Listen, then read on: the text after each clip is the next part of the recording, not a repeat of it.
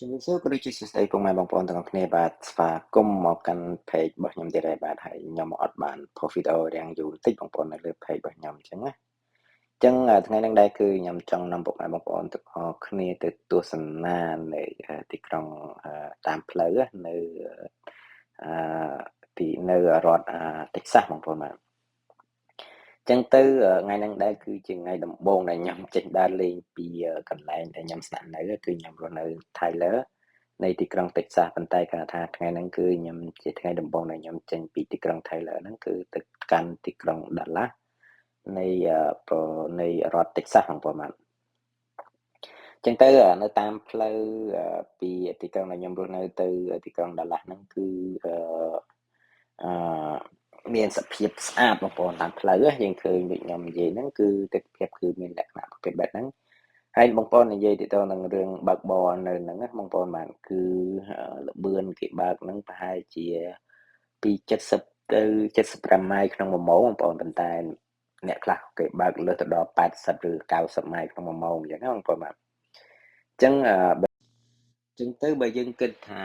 75ម៉ាយក្នុង1ម៉ោងហ្នឹងគឺវាប្រហែលជា120គីឡូក្នុង1ម៉ោងបងប្អូនយើងគិតនិយាយទៅពីល្បឿននៃការបើកបររបស់គេអញ្ចឹងណាគឺ75ម៉ាយក្នុង1ម៉ោងហ្នឹងគឺមានថា120គីឡូក្នុង1ម៉ោង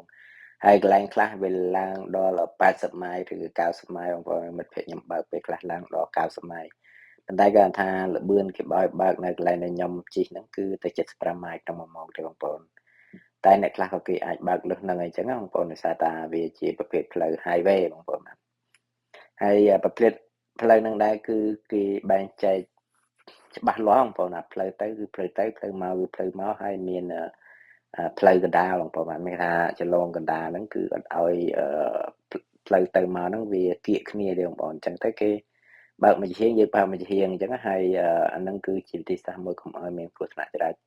ចរណ៍អញ្ចឹងបងប្អូនដោយសារតែពេលខ្លះគេអាចរេចកោតរេអីអញ្ចឹងទៅគឺមកប៉ះយើងអញ្ចឹងបងប្អូនបាទអញ្ចឹងគឺគេខណ្ឌបាញ់ចែកល្អបងប្អូនបាទ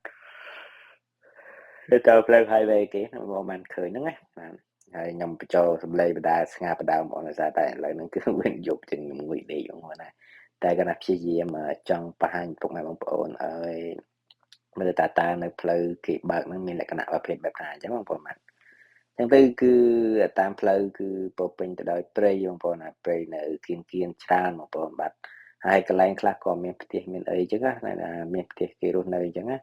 ហើយមួយវិញទៀតហ្នឹងគឺផ្ទះដែលគេរស់នៅហ្នឹងគឺគេអត់ធ្វើនៅជាប់ផ្លូវទេបងប្អូនដោយសារតែវារំខានដោយសំឡេងអញ្ចឹងណាអញ្ចឹងទៅភាគច្រើនគឺគេអត់ចូលចិត្តរស់នៅក្បែរមាត់ផ្លូវ highway ទេបងប្អូនខុសពីខ្មែរយើងណាខ្មែរយើងមួយចំនួនគឺគាត់ចូលចិត្តរស់នៅផ្លូវដែលនៅជិតនឹង highway បងប្អូនបាទ